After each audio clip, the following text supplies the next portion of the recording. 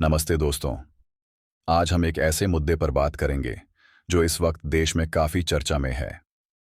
ये मामला है सुप्रीम कोर्ट, संसद, राष्ट्रपति और उपराष्ट्रपति के बीच छिड़ी एक अलग तरह की बहस का। बात शुरू होती है तमिलनाडु के एक मामले से, जहां सुप्रीम कोर्ट ने महामहिम राष्ट्रपति को एक आदेश दिया। इसके बाद उपराष्ट्रपति जगदीप धनखड़ ने इस आदेश की आलोचना की। बीजेपी के कई सांसद भी सुप्रीम कोर्ट के खिलाफ खुलकर बोलने लगे, लेकिन बात यही नहीं रुकी। उपराष्ट्रपति ने अपने एक भाषण में जस्टिस यशवंत वर्मा का जिक्र किया, जिनके घर पर अधजले नोट मिले थे। जस्टिस यशवंत वर्मा को इलाहाबाद हाई कोर्ट ट्रांसफर कर दिया गया, जहां उन्होंने शपथ भी ले ली। लेकिन उपराष्ट्रपति ने सवाल उठाया कि आखिर जस्टिस यशवंत वर्मा के खिलाफ अब तक एफआईआर क्यों नहीं दर्ज हुई। आज हम इसी सवाल को समझने की कोशिश करेंगे कि क्या किसी जज के खिलाफ एफआईआर दर्ज हो सकती है। अगर हां, तो किन हालात में, और अगर नहीं, तो क्यों। संविधान इस बारे में क्या कहता है। मेरे साथ इस चर्चा में जुड़े हैं निपुण आलम बयान जी, जो राजनीतिक विश्लेषक हैं, विदेशी मामलों के जानकार हैं और संविधान को बहुत अच्छे से समझते हैं। निपुण जी, आपका बहुत बहुत स्वागत है। चलिए पहले ये समझते हैं कि संविधान इस मामले में क्या कहता है। निपुण जी, क्या कोई जज के खिलाफ एफआईआर दर्ज कर सकता है? देखिए, उपराष्ट्रपति को तो एफआईआर दर्ज करने का अधिकार नहीं है। राष्ट्रपति के पास ये अधिकार हो सकता है, लेकिन वो भी कुछ शर्तों के साथ। शर्त यह है कि सुप्रीम कोर्ट के चीफ जस्टिस की सलाह होनी चाहिए। अगर चीफ जस्टिस कहते हैं कि एफआईआर दर्ज करवानी चाहिए, तभी राष्ट्रपति ऐसा कर सकते हैं। बिना चीफ जस्टिस की सलाह के ये मुमकिन नहीं है। अच्छा, अगर राष्ट्रपति को सलाह मिले लेकिन वो एफआईआर दर्ज नहीं करवाना चाहें, तब क्या होगा? देखिए, संविधान में ये साफ नहीं लिखा कि राष्ट्रपति को चीफ जस्टिस की सलाह माननी ही पड़ेगी, यानी ये बाध्यकारी नहीं है। लेकिन अगर राष्ट्रपति सलाह को नजरअंदाज करते हैं तो ये एक बड़ा सवाल बन सकता है। अब दूसरा सवाल, जज भी तो इंसान है, गलती उनसे भी हो सकती है। अगर कोई जज गलत काम करता है तो उसकी जांच कौन करेगा? संविधान में इसके लिए क्या व्यवस्था है? निपुण जी बताते हैं कि दो तरह की जांच हो सकती है। पहली है आंतरिक जांच, जो जुडिशियरी खुद करती है। दूसरी व्यवस्था है संसद के जरिए। संसद किसी जज को हटाने का प्रस्ताव ला सकती है। इसे लोग महाभियोग कहते हैं। इसके लिए चीफ जस्टिस की सलाह की जरूरत नहीं होती।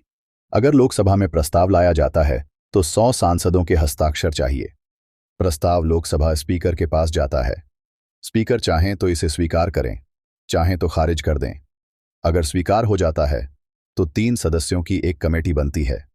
इस कमेटी में एक सुप्रीम कोर्ट का जज, एक हाई कोर्ट का जज और एक मशहूर न्यायविद होता है। ये कमेटी पूरे मामले की जांच करती है और अपनी रिपोर्ट लोकसभा में रखती है। अगर लोकसभा 2/3 बहुमत से प्रस्ताव पास कर दे तो ये राज्यसभा में जाता है। वहां भी 2/3 बहुमत मिलने पर राष्ट्रपति के आदेश से जज को हटा दिया जाता है। अगर प्रस्ताव पहले राज्यसभा में आता है तो 50 सांसदों के हस्ताक्षर चाहिए। फिर ये प्रस्ताव उपराष्ट्रपति, जो राज्यसभा के सभापति होते हैं, उनके पास जाता है। वो तय करते हैं कि प्रस्ताव स्वीकार करना है या नहीं। अगर स्वीकार होता है तो फिर वही प्रक्रिया, 3 सदस्यों की कमेटी, जांच, रिपोर्ट और 2/3 बहुमत से प्रस्ताव पास। लेकिन निपुण जी बताते हैं कि आज तक भारत में न सुप्रीम कोर्ट के जज को हटाया गया, न हाई कोर्ट के। 1951 में जस्टिस वी रामास्वामी के खिलाफ लोकसभा में प्रस्ताव आया था। कमेटी ने जांच में पाया कि आरोप सही हैं, लेकिन जब वोटिंग हुई तो कांग्रेस ने वॉकआउट कर दिया। नतीजा, प्रस्ताव पास नहीं हुआ। बाद में रामास्वामी ने खुद इस्तीफा दे दिया। ऐसा ही एक मामला जस्टिस दीपक मिश्रा का था। 2018 में उनके खिलाफ राज्यसभा में प्रस्ताव लाया गया, लेकिन तत्कालीन उपराष्ट्रपति वेंकैया नायडू ने इसे स्वीकार ही नहीं किया। उन्होंने कहा कि आरोपों में ठोस सबूत नहीं है और कुछ सांसदों के हस्ताक्षर नियमों के मुताबिक नहीं थे।